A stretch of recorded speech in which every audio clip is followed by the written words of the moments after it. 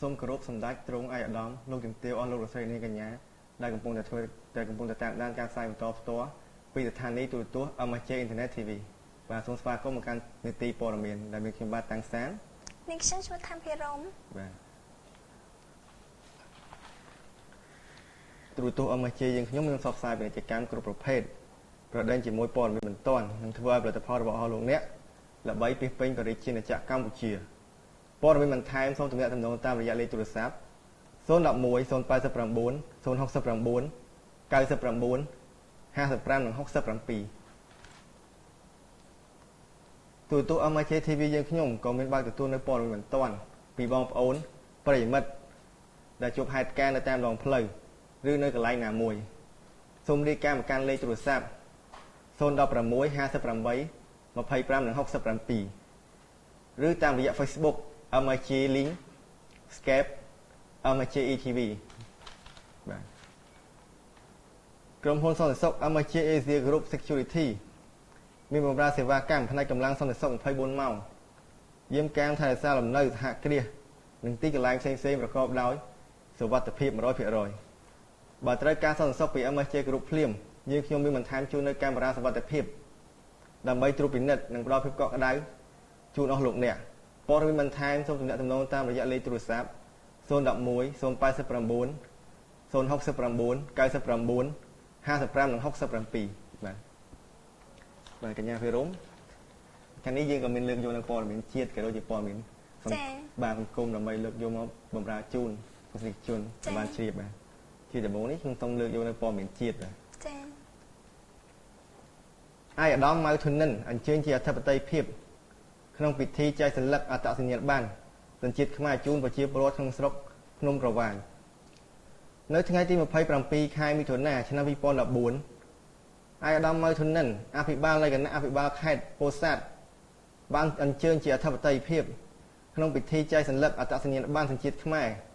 ជូនប្រជាពលរដ្ឋក្នុងស្រុកភ្នំក្រវាញចំនួន467សន្លឹកពិធីនេះប្រព្រឹត្តទៅក្នុងវត្តបទរំដួលឃុំផ្ទះរងស្រុកភ្នំក្រវាញខេត្តពោធិ៍សាត់មានមតិសំណេះសំណាលឯកឧត្តមម៉ៅធុននិនជួសមុខឲ្យក្រុមប្រឹក្សានៃគណៈអភិបាលខេត្តពោធិ៍សាត់ឯកឧត្តមក៏មានការផ្ដាំផ្ញើនិងសាកសួរសុខទុក្ខជាមួយនឹងសេចក្តីនឹករលឹកយ៉ាងខ្លាំងចំពោះអាជ្ញាធរគ្រប់មូលដ្ឋានកងកម្លាំងប្រដាប់អាវុធរួមទាំងកសាងអភិវឌ្ឍខេត្តឲ្យមានការរីកចម្រើនលើគ្រប់វិស័យឯកឧត្តមបានការសរសើរខ្ពស់ចំពោះមន្ត្រីអត្តសញ្ញាណប័ណ្ណរបស់ស្នងការនគរបាលខេត្តពោធិ៍សាត់និងមន្ត្រីអត្តសញ្ញាណប័ណ្ណអធិការដ្ឋាននគរបាលស្រុកភ្នំក្រវាញនិងប៉ុស្តិ៍រដ្ឋបាលភ្នំគ្រប់ឃុំក្នុងស្រុកភ្នំក្រវាញអត្តសញ្ញាណប័ណ្ណមួយសន្លឹកដែលបងប្អូនប្រជាពលរដ្ឋទទួលបានពិតជាមានតម្លៃមិនអាចកាត់ថ្លៃបាននិងផ្ដល់នូវប្រសាសន៍យ៉ាងច្រើនដែលប្រជាពលរដ្ឋមានសិទ្ធិស្មើគ្នាចំពោះមុខច្បាប់មានសិទ្ធិរស់រានមានជីវិតសិទ្ធិសេរីភាពក្នុងការបញ្ចេញមតិសិទ្ធិសេរីភាពក្នុងការធ្វើដំណើរសិទ្ធិទទួលបាននូវការអប់រំដែលស្របទៅតាមគោលការណ៍កំណត់ក្នុងន័យនេះទទួលបាននូវការប្រើប្រាស់យូរអង្វែងសូមរក្សាទុកឲ្យមានសុវត្ថិភាពឯកឧត្តមក៏បានផ្ដាំផ្ញើឲ្យអាជ្ញាធរគ្រប់មូលដ្ឋានកម្លាំងមានសមត្ថកិច្ចត្រូវតែផ្ដល់នូវសេចក្តីសុខជូនប្រជាពលរដ្ឋមិនយករឿងតូចតាចភូតឲ្យខ្លាចទៅជារឿងធំអាងតែខ្លួនជាសមត្ថកិច្ចចង់ដាក់ទោសពិន័យយ៉ាងណាក៏បានសូមមេត្តាបើប្រជាពលរដ្ឋមានកំហុសខុសឆ្គងម្ដងទៅធ្វើការអប់រំជាលើកទី1ឬលើកទី2ឬទី3បើមានការកើនច្រើនលើកពេកទើបដាក់ទោសតាមផ្លូវច្បាប់ឯកឧត្តមក៏បានជម្រាបជូនប្រជាពលរដ្ឋដែលបានវិលត្រឡប់មកពីប្រទេសថៃ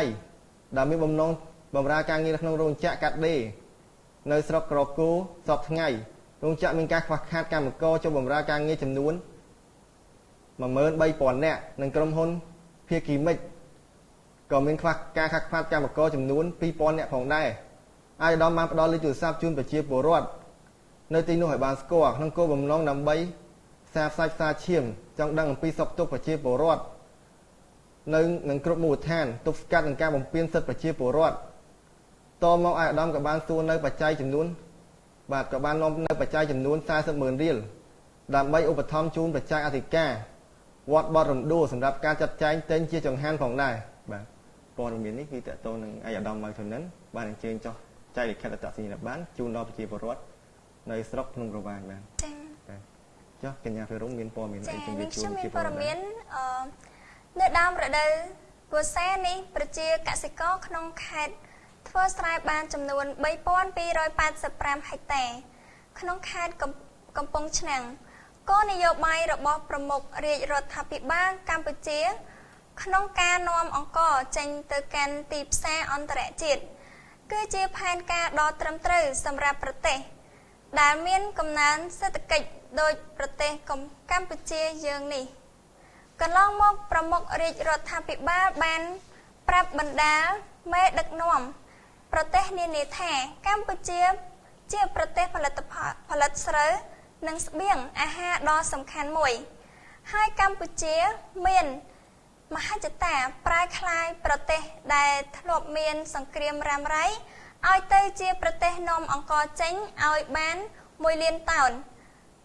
នៅឆ្នាំ2015ដើម្បីលក់លើទីផ្សារអន្តរជាតិដោយឡែកនាដើមរដូវវស្សាឆ្នាំនេះប្រជាកសិករក្នុងខេត្តកំពង់ឆ្នាំងក៏បាននាំគ្នាខិតខំភ្ជួររាស់ដកស្ទូងខ្លះប្រវាស់យកដៃគ្នាយ៉ាងសកម្មដោយសារទឹកភ្លៀងមិនសូវអំណោយផលល្អដូច្នេះគិតមកដល់ចុងខែមិថុនានេះប្រជាកសិករខ្លះបាននឹងកំពុងចោះធ្វើស្រែយ៉ាងមមាញឹកមិនដំណោះឡើយលោកហ៊ិនហ៊ុនប្រធានមន្ត្រីកសិកម្មរុក្ខាប្រមាញ់និងនេសាទខេត្តបានឲ្យដឹង